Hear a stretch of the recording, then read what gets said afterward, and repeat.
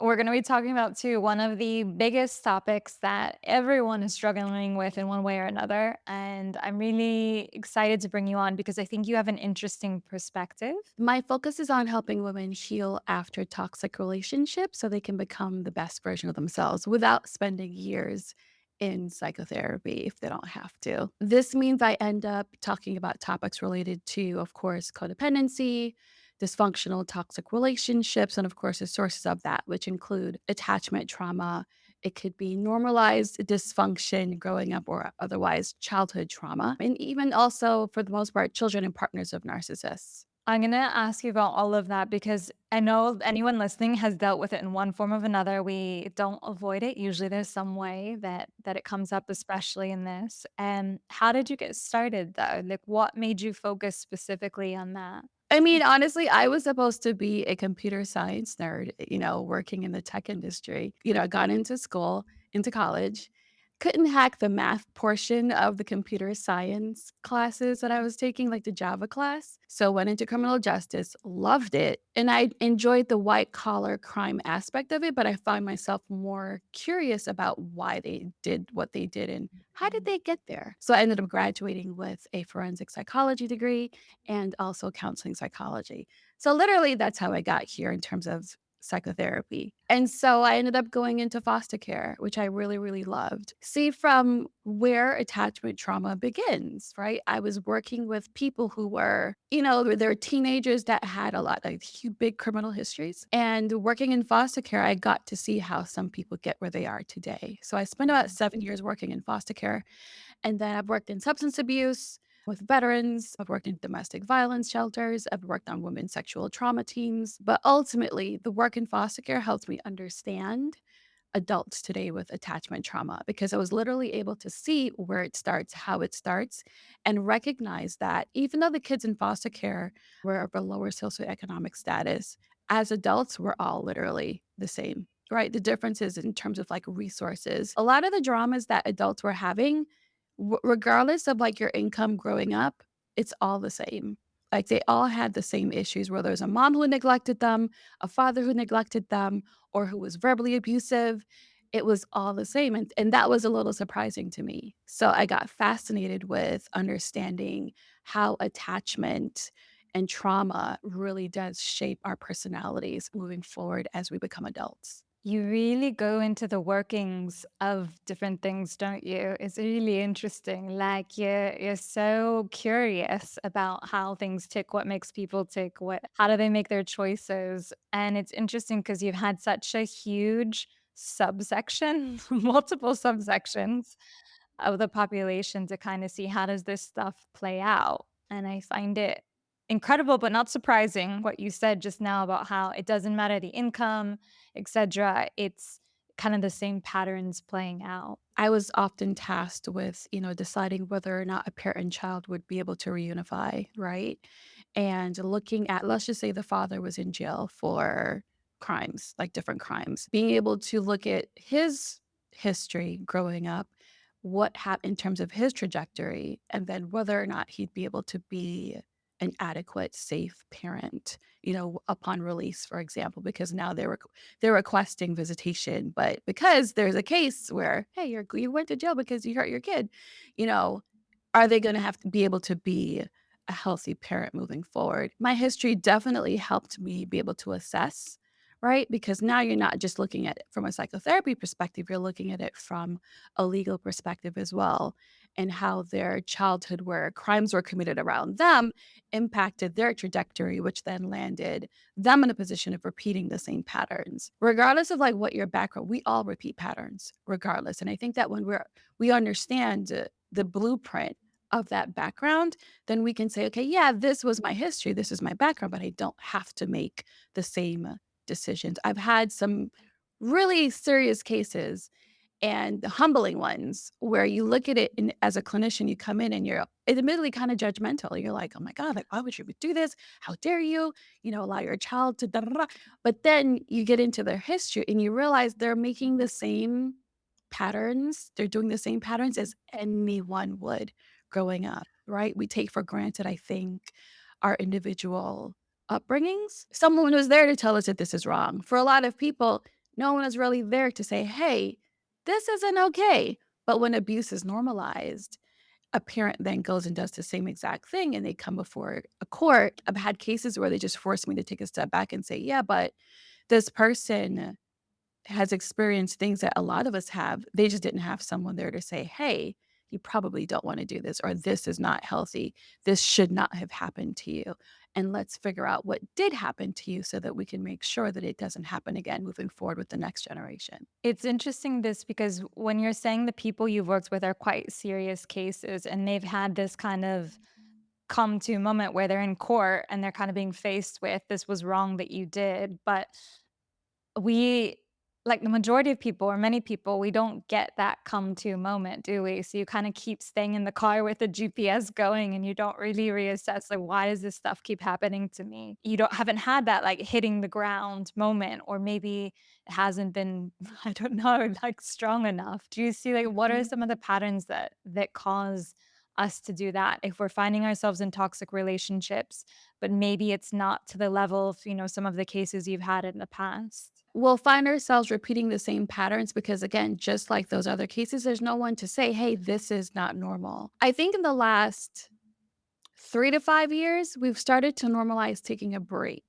and really reassessing our patterns. Like, I talk a lot about the heart sabbatical because before I came onto Instagram, taking a break from dating was like, "Oh, no, I have to get back out there." Like, the rebound tour for yeah, let's go, right?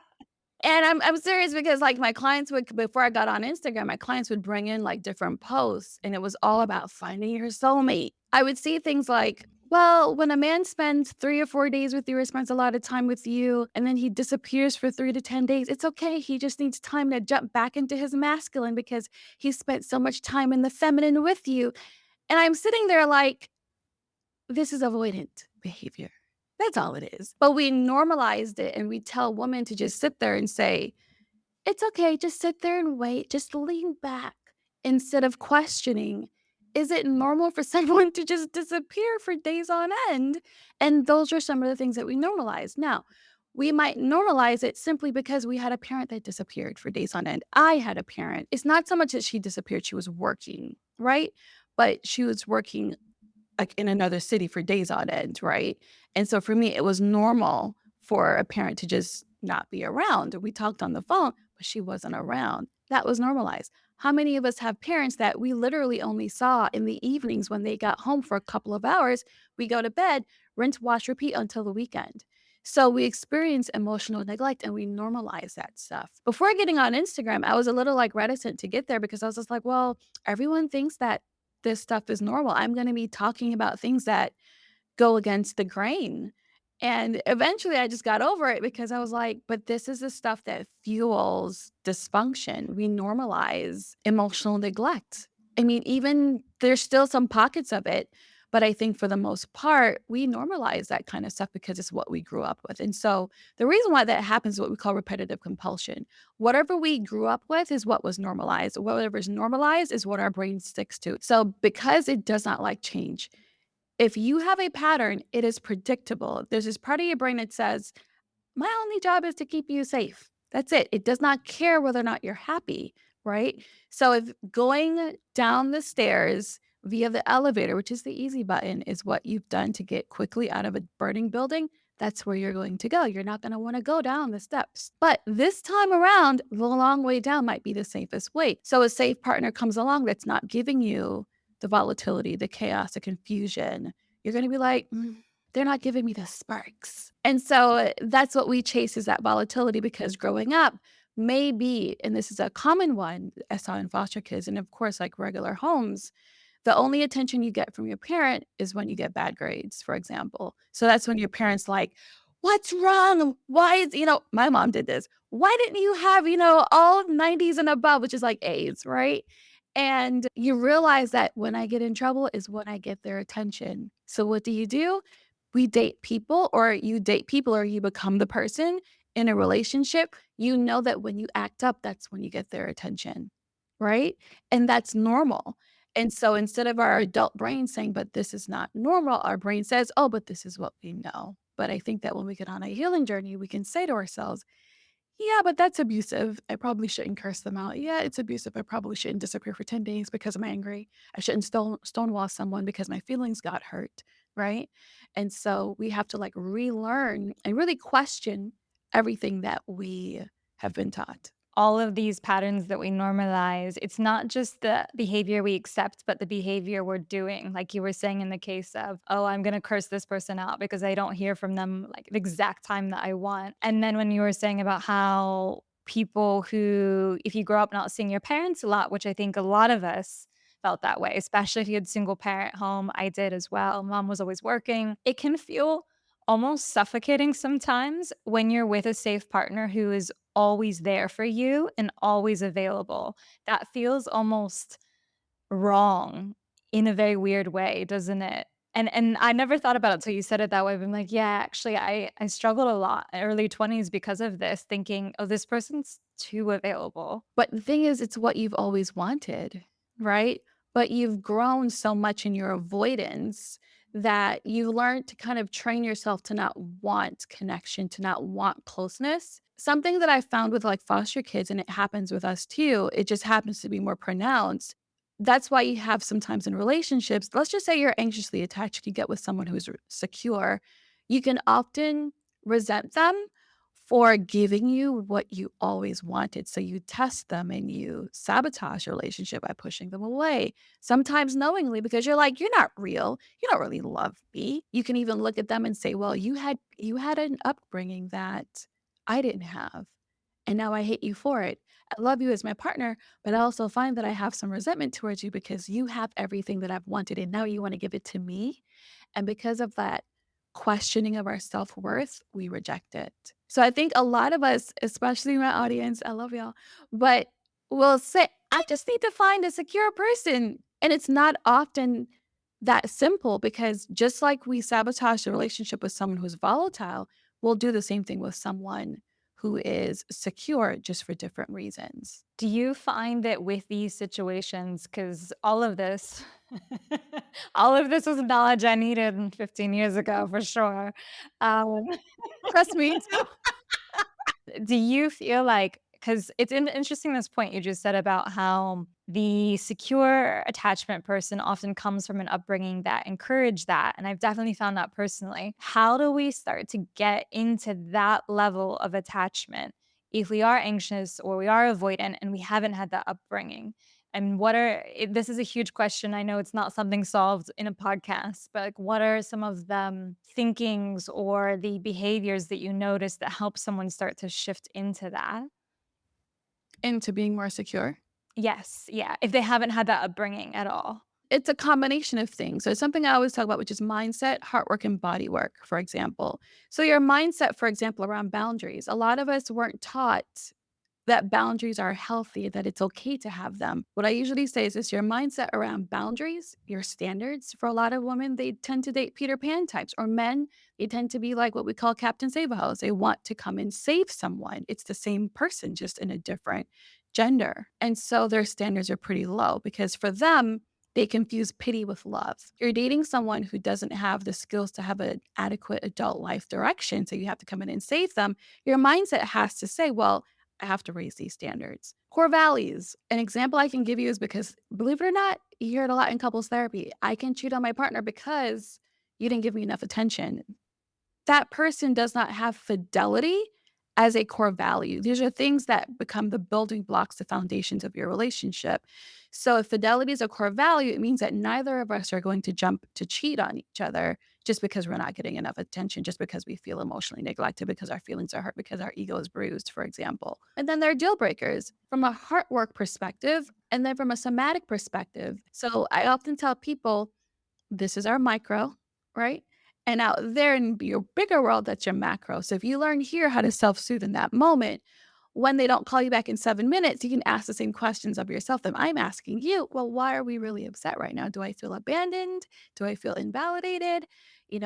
Okay, yes, and it's all valid. I feel abandoned. So, what can I do now in this moment to self soothe so that I can think clearly about what's actually happening as opposed to reacting to this lightning bolt of anxiety running through my body, and then calling them 50 times and leaving 50 nasty voicemails. The thing we always talk about on this show, and I love that you brought it into relationships as well, is that you can't do any of the wellness stuff, physical, mental, emotional, all the habits we talk about, all the shifts to make until you regulate your nervous system and you understand how to do that because it's like throwing icing on a brick. Like it's not, yeah, you got to like work on you have to actually make the grounds or not the ground, the foundation sturdy, like you're saying. Right, so I can't talk to you about the argument last night if you're feeling dysregulated, you know what I mean? And so when you learn that, well, what does this dysregulation feel like? A lot of people just react to it. They don't really think, well, oh, I feel a tightness in my chest. Like with kids, I used to say there's this book about it too. The volcano in my tummy, for example, the tingling on my feet and my fingers or my extremities. Those are signs that you're getting dysregulated. So, how can you start to pay attention to those signs? Because again, we react to them but we don't really say, "Hey, why do I feel like this?" So it's the pause. This is not just an anxiously attached person thing. This is an avoidant thing too. They do the same things. You just don't see the outward reflection of it. They're just kind of like, "Oh, you hurt my feelings. I'm just going to shut down, stonewall you for 10 days because I don't know how to emotionally language what's happening to me internally." Whereas an anxiously attached person might say, they might just curse you out or they just might say some really nasty things or they might leave 50 voicemail messages. It might show up to your house. They do all these things that are just like obvious that their feelings are hurt. Avoidance, you'll know their feelings are hurt because they're withdrawn. They don't talk to you. They might downplay it and say, "Oh, I'm fine. I'm fine." But then you don't hear from them for 3 days, for example. Both people are dysregulated. Well, because what you were saying with the regulation aspect of it, it's kinda like if you don't do it yourself, you're taking it out on whoever the partner is, as you said, either an angry tirade or ghosting them for weeks or days, whatever. It's the same thing, like, it's not any different. It's because you haven't been able to process your emotions, and so you're flinging it out on the other person. Because, it's almost like you're doing that to them because you want them to correct their behavior so that you don't have to. You're gonna maybe have a nasty argument with them because you want them to never ever abandon you by going on that girls trip or that boys trip again instead of asking yourself, why do I feel abandoned when the couple of times a year they want to go on a boys or a girls trip, I'm having a meltdown about it? It's because I feel abandoned. It's not because they're necessarily abandoning me. So we have to be willing to say to ourselves, well,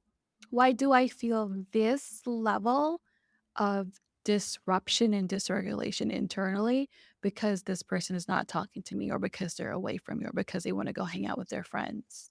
I'm curious to see because we've talked about how like you have two very different attachment styles coming together, for example. How does it play out when we start getting into codependency? Is it the same thing, like two people also trying to work out their baggage on each other? Or, one person maybe depending on another? Like how do you see that play out in relationships in a way that is toxic and doesn't allow them to really create a genuine, deep, healthy connection? Typically, you will realize that someone who's anxiously attached, avoidantly attached, because they are insecurely attached as a whole, they're going to be in codependent relationships. What you want to do is look at, am I forcing my partner to do the work for me? So, an avoidant person, for example, by stonewalling them, by ghosting, by pulling a disappearing act, for example, what some people typically do is they do that because they know that it resets the relationship. So an anxiously Mm. attached person might be so distraught from the disappearing act, from the ghosting, from the stonewalling that they don't even want to talk about the issue anymore. They just want to get in line and just say, "Okay, okay, don't ignore me anymore." And they're begging the person to talk to them, and the person then gets their way.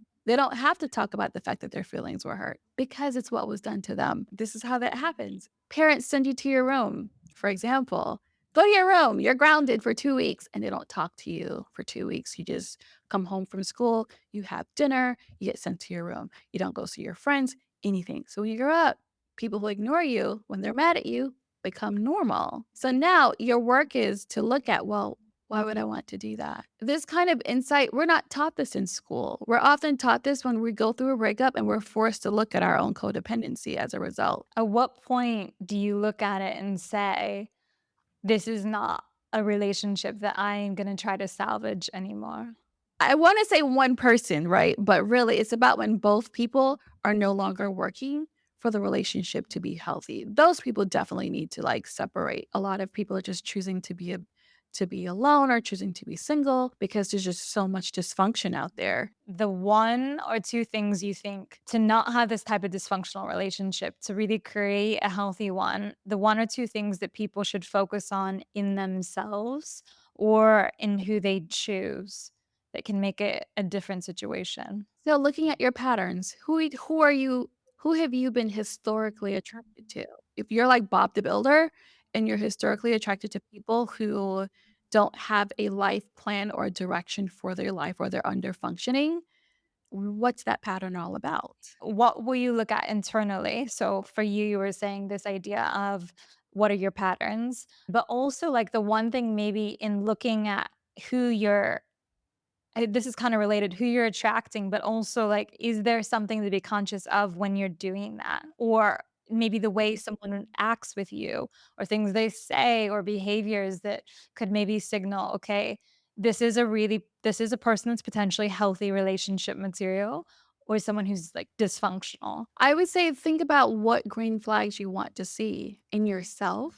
What we do is we tend to look for red flags in other people, but what we really need to do is embody green flags in ourselves so that we can be aware of when they show up in other people. Am I the green flag I'm looking for here? And am I even looking for green flag or am I just paranoid about red flags? Some of us think we're green flags because we read a lot of site content, but we don't realize that maybe we're not as green flag as we want to we think we are because we're just hunting for red flags in other people.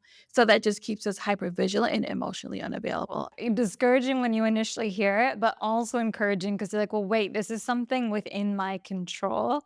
This is something that I can do. There's been moments when you've been expressing things and saying in the comparisons where it's just like, oh yeah, I noticed this, and this. And I think a lot of listeners will recognize that too. But what are some of the ways that people can kind of connect with you, work with you, learn more about what you do? Because you do provide so much content and help and support in these areas that for anyone listening that's just feeling like, "This has been speaking to me, I gotta do something." I am Loving Me After We on Instagram, where I'm most active. In terms of working with me, you can always work with me via my membership, The Inner Circle, which is for women who are healing after toxic relationships. I work with both men and women individually via coaching. Start on Instagram, like, reach out, see some of this stuff if it can kind of show you maybe the awareness and the ways that you can start to shift, and I wanna really thank you for coming on.